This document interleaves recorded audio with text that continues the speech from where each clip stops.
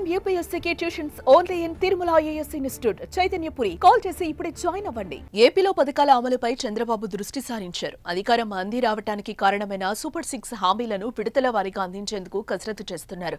4 నెలల్లో 3 పథకాలు అమలు చేయడానికి ముహూర్తం కూడా ఫిక్స్ చేశారు.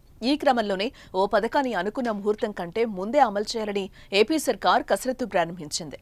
మహిళలకు ఉచిత ప్రయాణం, తల్లికి వందనం, అన్నదాత సుఖీభవ ప్రభుత్వం అమలు చేసే పథకాల లిస్టులో మొదటి 3 స్థానాల్లో ఈ 3 పథకాలున్నాయి.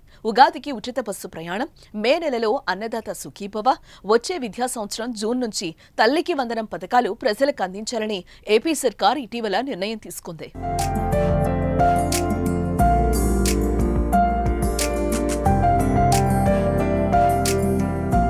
అయితే వీటిలో అన్నదాత సుఖీభవ పథకాన్ని ఈ ఫిబ్రవరిలోనే అమలు చేయాలని చంద్రబాబు భావిస్తున్నారట.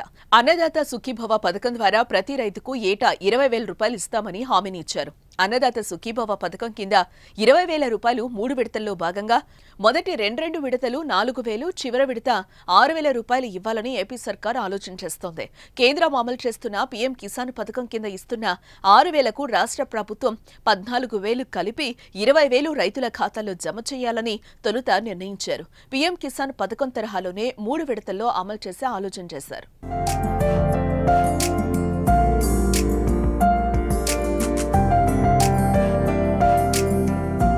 ఈ నేపథ్యంలోనే రాష్ట్ర ప్రభుత్వం కూడా వాటితో పాటు అన్నదాత సుఖీభవ డబ్బులను ఇచ్చేందుకు సిద్ధమైనట్టు సమాచారం.